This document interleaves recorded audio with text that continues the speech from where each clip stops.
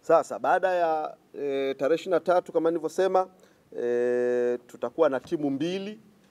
Timu ya kwanza itaongozwa na mwenyekiti wa chama taifa Mheshimiwa Tundu Lissu, na timu nyingine itaongozwa na makamu mwenyekiti wa chama Mheshimiwa John Heche, na tutakuwa na ziara sasa kwenye maeneo mbalimbali ndani ya mikoa ya kanda ya Nyasa, kwa maana ya Rukwa, Songwe, Mbeya, Njombe na Iringa. Na mkutano wa mwisho utawakutanisha tena viongozi wakuu, mkutano wa tarehe 29. Tunaanza tarehe 23, alafu viongozi watagawanyika.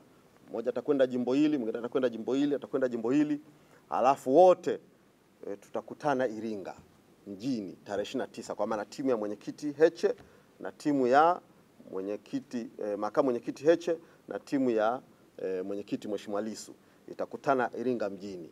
Hapo ni shughuli nyingine tena ya kuhitimisha ziara ya kanda ya Nyasa.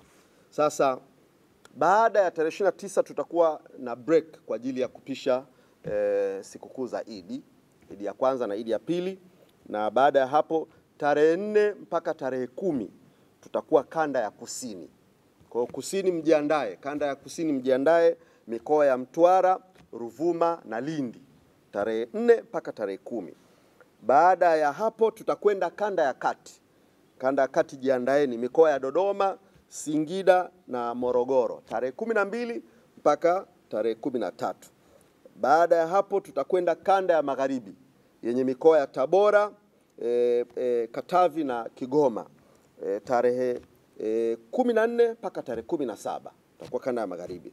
Baada hapo tutakuwa na mapumziko ya Easter tarehe 18 mpaka tarehe 21. Tarehe 22 tunaingia mzigoni tena. Tunaenda sasa kanda Victoria, ambapo tutakwenda mikoa ya Geita, Mwanza na Kagera tarehe 22 mpaka tarehe 24. Baada ya hapo tutakwenda kanda ya Serengeti tarehe 26 mpaka tarehe 28. Tutakwenda mikoa ya Mara, Shinyanga na Simiyu. Hiyo ndio kanda ya Serengeti tarehe 26 mpaka tarehe 28. Baada ya hapo tutashuka kanda ya kaskazini tarehe 29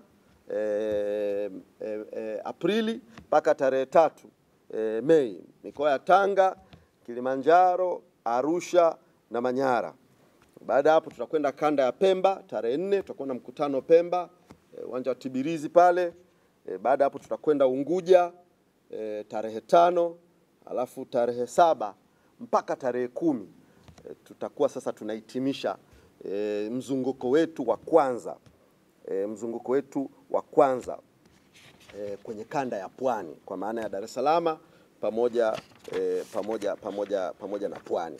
Kwa hivyo hiyo ndio ratiba yetu ya mikutano ya hadhara pamoja na shughuli zingine mbalimbali za kisiasa ambazo viongozi wakuu watazifanya tutakapokuwa katika ziara hii.